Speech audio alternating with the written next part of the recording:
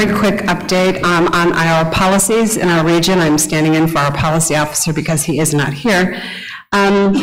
So we have actually 6 recommended draft policies, and those are policies that are in their final review phase. They've gone through the whole process, and they're going to be reviewed by Aaron's Advisory Council and then go to Aaron's board for ratification. In case you don't know, Aaron has an advisory council that's elected from the community. They're volunteers, and they facilitate a policy development process. So the final stage is their review before going to the board. So the first one is an update to our annual WHOIS point of contact validation. We validate every single registered POC in the Aaron WHOIS. And this policy makes a couple of changes. It's going to eliminate the need for staff to validate points of contact who are associated with reassignments and reallocations. And it is also going to ensure that invalid points of contact do not receive extended services from Aaron. They can pay a bill, or they can update their point of contact, and they can do nothing else until they validate. The second policy about to go to the board is amending community networks, and it essentially allows community networks to be viewed as LIRs or ISPs and to receive a smaller allocation of IPv6 than would normally be issued to an LIR. So they will get a /40 in lieu of getting a /32. Third policy is repealing an old IPv4 policy, immediate need. Because we have no IPv4 address space to issue any longer, this is essentially an obsolete policy. Our fourth one is, this is actually related to the POC validation. We're eliminating the annual POC validation for reassignments and reallocations, but the community has decided that all reallocations and reassignments associated with downstream customers should be validated. The POC should be validated at the time that the ISP enters the reassignment information into the database. So that would require staff to be validating each and every point of contact associated with a reassignment or reallocation. And sometimes our ISPs will send us thousands of reassignments in one go. So it's going to be quite a bit of work for the staff. The fifth one is, again, another obsolete IPv4 policy. Staff used to have to review all of the larger reassignments and reallocations, and it's no longer necessary, so this policy will essentially go away. And lastly, the last draft policy is we will now, our community wants to allow the transfer of autonomous system numbers during inter-RIR transfer. Right now, we only allow, the policy only allows IPv4 transfers. So this will include ASNs and IPv4 in an inter-RIR transfer. Oops, I forgot the last ones. Okay, and there's 3 current draft policies under discussion. 2 of them are just clarification of existing text because there's some confusion in the existing text. And one of them, again, is obsoleting an old IPv4 policy that is no longer needed because we no longer are issuing IPv4 from our free pool because we don't have one.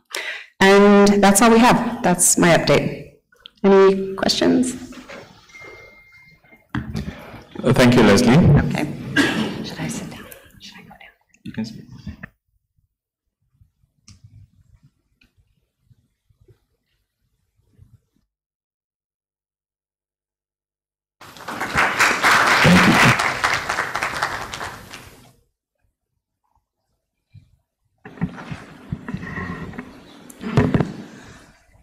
Good morning.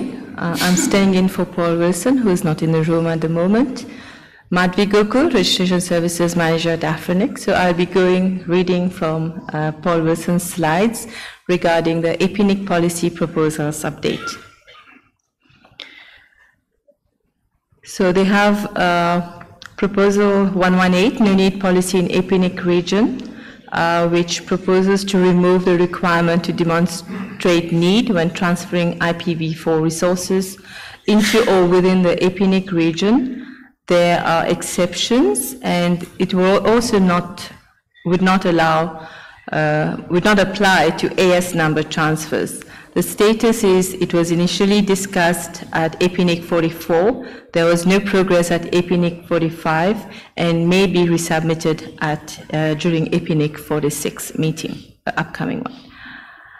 Proposal 119, temporary transfers. This proposal allows temporary transfers of IPv4 space, essentially the same as a normal transfer, but with an end date after which the registration will revert back to the original holder. The status of this proposal is that it was initially discussed at APNIC 44. There was no progress at APNIC 45 and may be resubmitted in APNIC 46 meeting. Proposal 120, final/8 pool exhaustion plan, which provides refinement guidance for 103/8 pool exhaustion, and APNIC to manage 2 waiting list pools, the recovered pool and the 103/8 pool. The status is that after discussion at APNIC 44, the revised version was discussed at APNIC 45 and it did not reach consensus. It has been returned to the mailing list for further discussions by the community.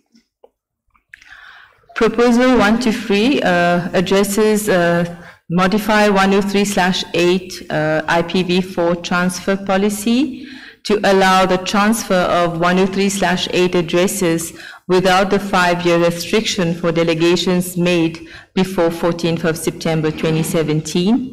The status is that it was discussed at APNIC 45.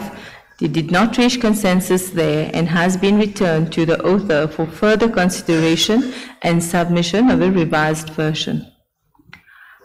Proposal 124 clarifies the definition of assigned address space for IPv6 delegations under section 2.2.3 of the APNIC Internet Number Resource Policies document and allowing temporary sub-assignments from within existing IPv4 assignments. The status is that it will be discussed at APNIC 46 and it has been posted to Policy SIG mailing list for community discussion. Remote participation in SIG decisions. So the proposal allows remote participation in consensus processes and for voting in SIG chair elections. Some aspects of remote voting may need further discussion. The status about this proposal is that there is strong support for remote participation. There's a desire for some degree of identity checks and APNIC Executive Council to endorse the proposal for implementation. That's it. Thank you for your attention in regard to the APNIC update. While we wait for the next slides, there was a message from Sami Saleh on the live chat. Sami would like to thank the community for allowing him to serve as PDP co-chair. Thank you, Sami. Now we're on to the policy update from the other RIR communities.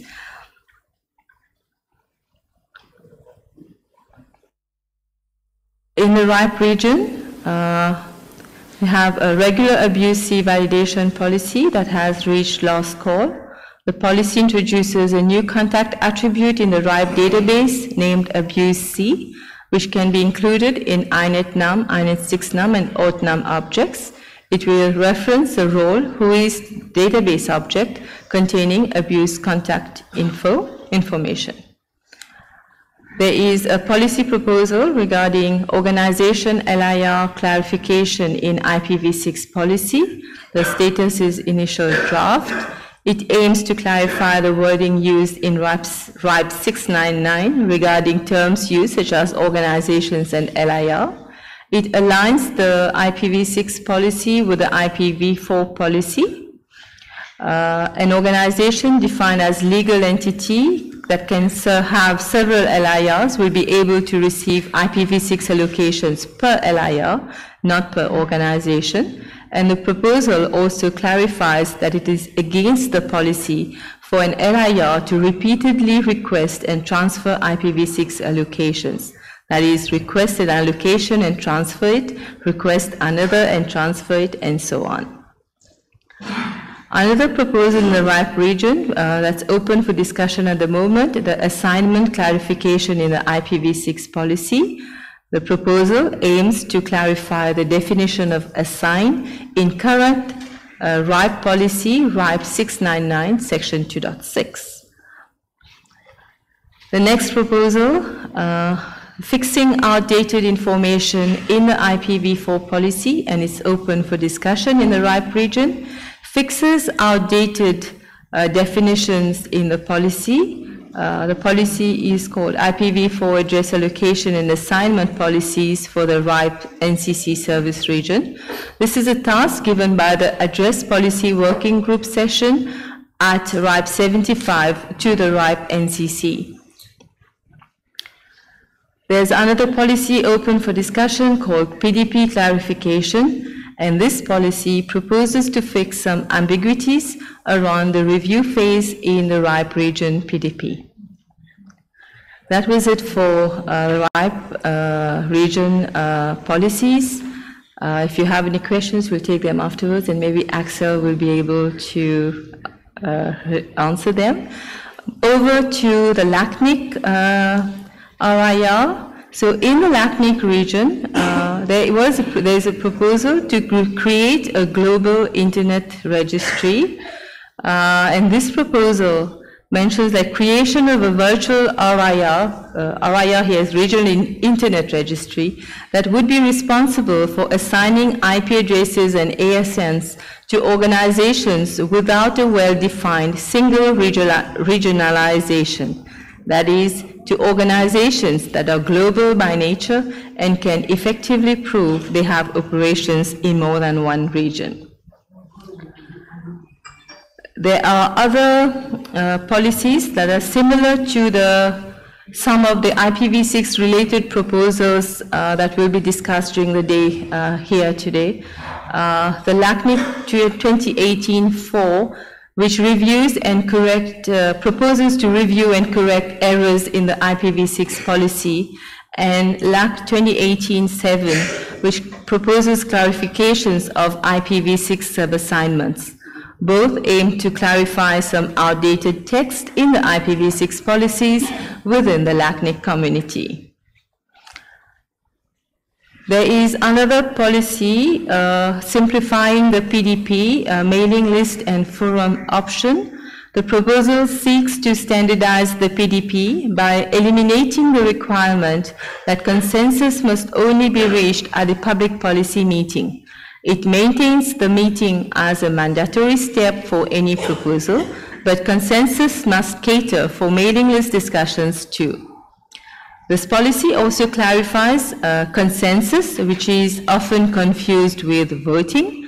It clarifies the purpose of the so-called last call and proposes an appeal process to be used for policy development dispute resolution. There are other updates to the IPv4 location and assignment policies during the LACNIC region. These two policies, they want to update the policy on initial IPv4 locations to ISPs, and also to update the policy on IPv4 assignments to end users.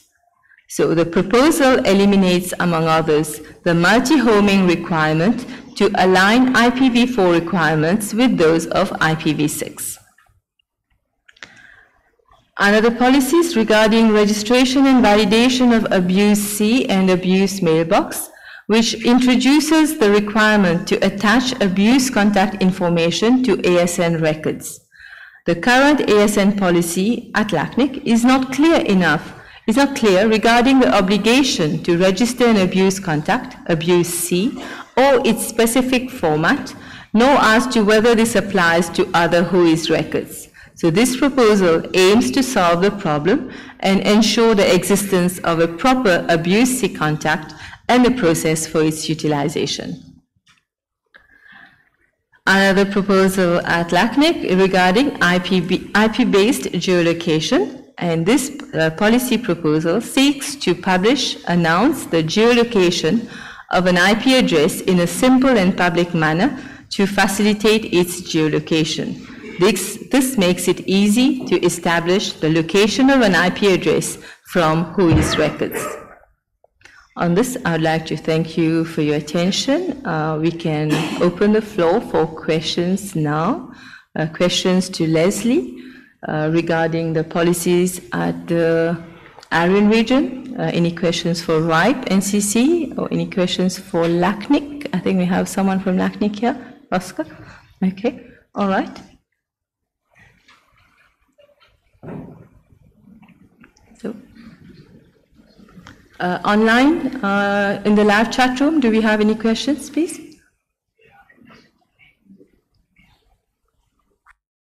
No? Okay, we have Douglas, and after Douglas, we shall close the queue. Thank you very much. This is Douglas again. My comment starts from the presentation of policies from LACNIC, specifically the one for establishment of a global internet registry. I have raised this on the mailing list, but I felt that there were two issues with the specific policy.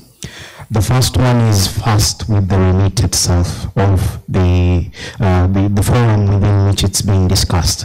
It is my interpretation of ICP2 that the actual remit for approving an RIR belongs with ICANN rather than with the internet registries.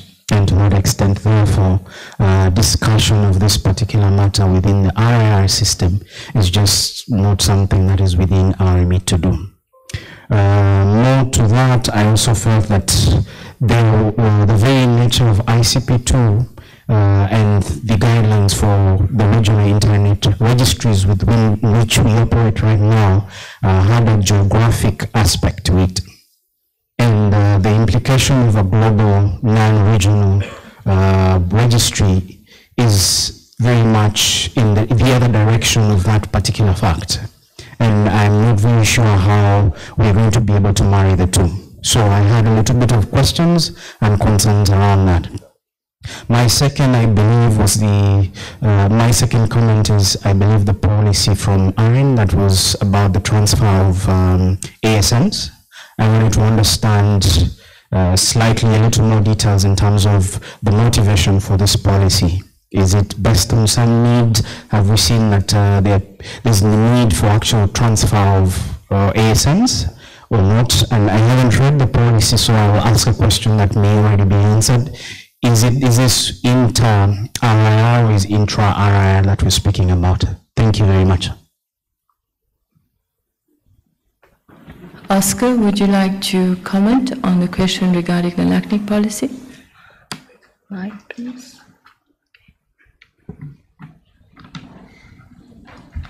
Please state your name and affiliation. Thank you. Yes, good morning. I'm Oscar Robles. I'm Executive Director of LACNIC.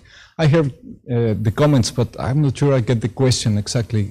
Would you mind to repeat the question, please? Okay, I gathered from Douglas that the policy is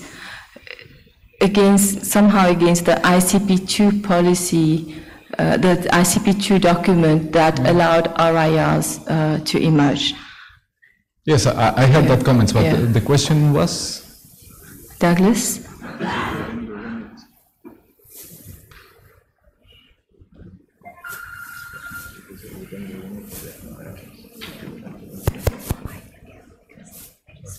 Thank you very much, Douglas here. I raised the two concerns which you say you've understood. The question is, in light of this fact, how do you believe this policy is going to stand up? Okay, short answer is, I don't know.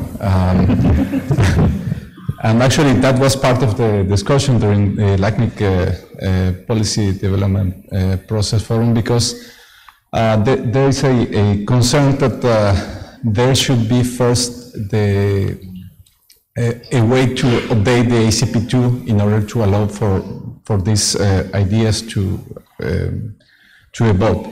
But then there's another situation here, that the proposal, this 2018 one, is not an actual proposal, but it's rather an idea and it hasn't been specified as a policy change.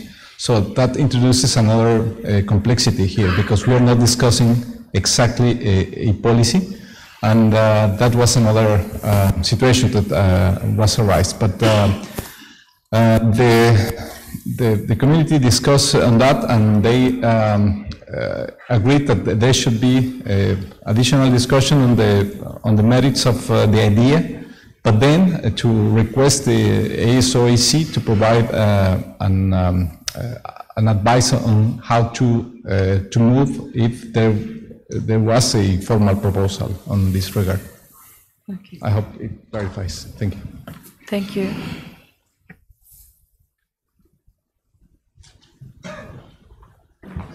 So I'm going to answer for Aaron the questions he directed to us. So there have been many companies who have asked to transfer the autonomous system number they're using along with their IP address space to another region. It is an inter-RIR transfer. It goes from Aaron to another RIR.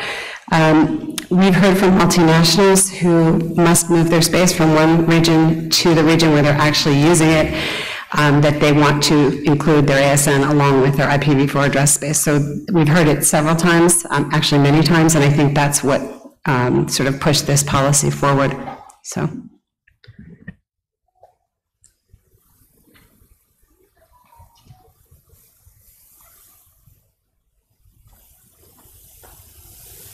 Okay, so we'll take very quickly one last comment from Harvey, even though the queue was closed earlier.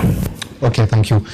So Hervé Clément from the AIS18. So just to add a lot of things about that, but so the discussion about this global policy was of course discussed within the AIS18, and at that time, so it was observed that there is no consensus. In fact, in Lactic region, and of course no was specific or consensus, of course, in the other regions. So we are not at the time so to discuss the possibility of credibility of adoption of such a policies. So knowing that, of course, as the member of the AIS18, we have no idea and no advice to give about the ideas of the policies. Proposal.